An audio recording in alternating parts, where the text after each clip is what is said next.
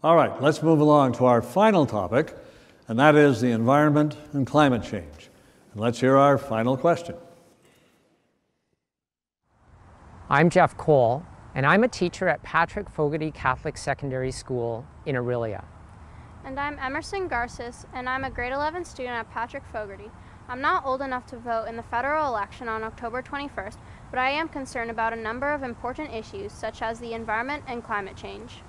I teach a class for high school seniors that challenges them to be environmentally conscious citizens. I don't want my students to feel helpless about the state of our environment, so I show them that there are tangible things they can do to make the world a better place, like working with local conservation groups. As a Catholic teacher, it was important for me to hear Pope Francis call on us to respond both to the cry of the earth and the cry of the poor in his papal encyclical, Laudato Si. Mr. Cole's class got me thinking about how environmental damage could impact our planet for generations to come. I had opportunities to test lake water in Orillia and to research how mercury pollution in northwestern Ontario rivers has affected the people's lives in Grassy Narrows First Nation. When you hear that Canada is only responsible for about 1.5% of the world's greenhouse gas emissions, it makes our role in this global problem seem small. However, Canada is also the 9th largest carbon emitter in the world, and we have the highest carbon emissions per capita among G20 countries, which I think raises the question, are we called to be international leaders in addressing climate change? If elected, what would be your party's top priority for ensuring that my generation will have a healthy environment in the decades to come? Wow. Thank you, Emerson, and thank you, Jeff. 1 minute for each debater, and Garnet, you go first this time. Well, thank you, Jeff and Emerson. So in this area, there are points of agreement and of disagreement. Stephen Harper's government set greenhouse gas emissions reduction targets, which have also been endorsed by Justin Trudeau as our Paris targets, and Mr. Bernier was a part of that previous government. So we've all bought in to some extent, or some of us, to the same targets as far as 2030. But we disagree on the best way to get there. The Liberal approach imposes a carbon tax on everyday Canadians, small businesses, and even churches, while giving a break to large emitters. That is neither effective nor just. The Conservative plan at ourrealplan.ca is detailed and comprehensive. It proposes major tax credits and incentives for new technology investment. Key measures include a generous green homes renovation tax credit, a transit tax credit, and major incentives for green technology. Climate change is a global problem. Pushing investment outside of Canada through higher taxes will not improve the situation. Good stewardship means harnessing our creative potential through incentives which allow both individuals and companies to adapt. Thank you. Matthew, you're next. The most sacred time of my day is when I put my son down to sleep. I think about the future he's about to inherit. I think about the fact that there are 11 years left until the impacts of catastrophic climate change become irreversible. So in order to reduce emissions by the amount that the science best says that we need a plan that takes the scale of the climate crisis seriously, but also takes the challenge of keeping communities whole just as seriously, which is why our plan is focused on supporting the communities through a just transition to zero emissions economies. We will create 300,000 climate jobs for our plans for green investment, will make life more affordable for families, and will leave no region in this country behind. A plan that does not account for the keeping of the social fabric of our country intact is a plan that will also fail the planet. And for those of you who do not believe in climate change, just know that on the west we have fires and on the east we have floods. Climate change is very real. David Haskell from the People's Party. Well, thank you. And thank you for a great question, because it says, what will be the top priority? And the top priority for a People's Party government will be clean water for Indigenous communities. That is going to be our top priority. And then we are also going to look at, based on the evidence, what are the most pressing environmental needs for Canadians? And we already know what that is. Health Canada says that over 14,000 people in North America die annually from air pollution from human sources. We also see that pollution in our lakes, rivers, and ocean, they cause hundreds of cases of illness every year. So we're going to make those our priorities. First, clean water for Indigenous communities, also clean air and clean water. Now, the other parties sometimes categorize us as climate deniers. That's not the case. But we have seen a difference of opinion based on the science. We think that there's room for doubt. Dan Turcotte. I'm not sure I think there's room for doubt. And asking a Green Party person to give our climate policy in 1 minute is a little tough. So I'm going to rattle a couple off here. That's why you're not going last. First of all, we need to end our dependency on fossil fuels. And we need to end our subsidies for fossil fuel holders. And we need to start moving our economy into a newer, greener economy. This is a great opportunity to create new jobs. And by the way, there are far more emerging jobs in green technologies right now than there are in antiquated industries like oil, okay? We need to expand our east-west energy grid. That is going to be a massive thing. And by the way, it's a great thing when you can fill your car up for $6 worth of electricity instead of $70 worth of gas. Most importantly, we need to be a leader in the world stage. And this is one thing that I saw there that really inspired me. We are terrible polluters, and yet we are stewards of some of the greatest biodiversity. We have more lakes than any other country in the world. We have the most beautiful country, and we need to be leaders and use our technology to lead others out of it. Francesco. Thank you. There is no plan B for Earth, for God's Earth, as the French leader said a few months ago. There is no plan B. We need to take action on climate change, and we are. We introduced a price on pollution. Many years ago, Ontario decided to close all its coal plants. Canada is a leader and will be a leader and continue to be a leader on this file. Whether it's through innovation, putting a price on pollution, encouraging electrical vehicle usage throughout Canada, unlike the cuts that were done in Ontario recently, we will continue to be a climate change leader. And it was interesting to note, when 500,000 people marched in Montreal again on climate change, there was only one federal leader that didn't show up. Who was that? Andrew Scheer. Most pressing issue that His Holiness has identified for politicians, and Andrew Scheer didn't show up. Thank you. Let us have a little debate here. This is the last one. I'll come to you second.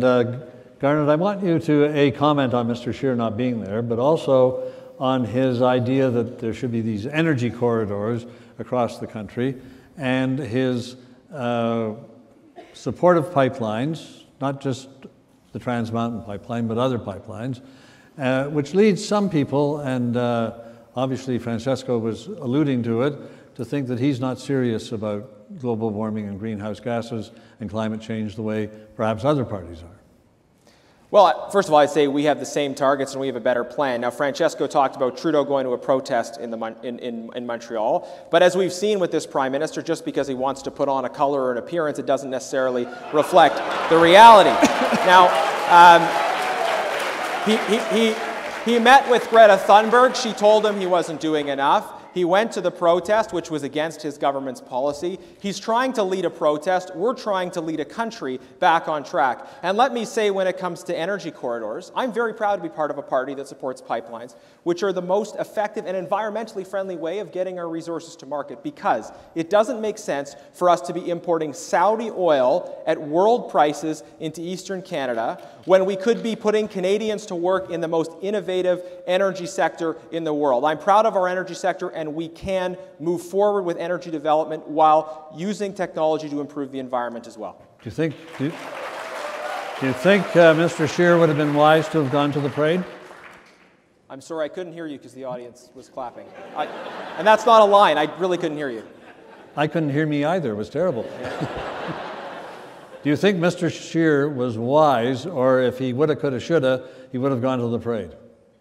Well, I just don't think it's about whether or not you go to a parade. I mean, people understand that about Justin Trudeau. Well, he wants to be at every parade. He wants to be at every parade. But he doesn't do the work, right? He just doesn't do the work.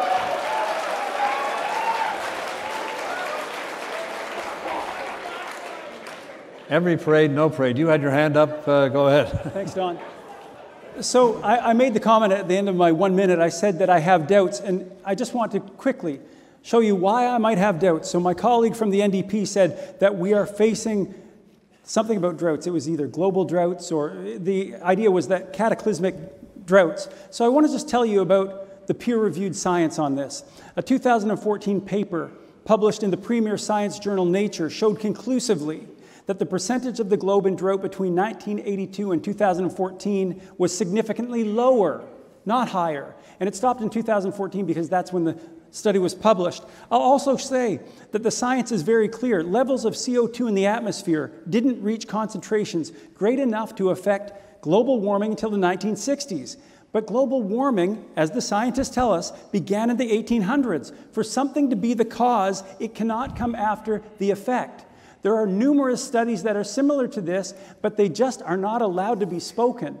And if we really want to move forward with a climate change strategy or an environmental strategy that is effective and helps the most Canadians, right now, we have to look at all sides, and some science can't be taboo.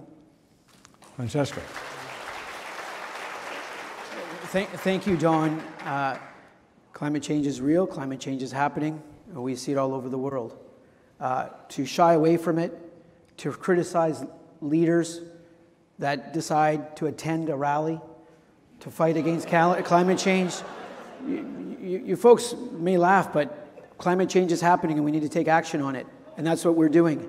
Yes, we can grow the economy. Yes, we can help the environment.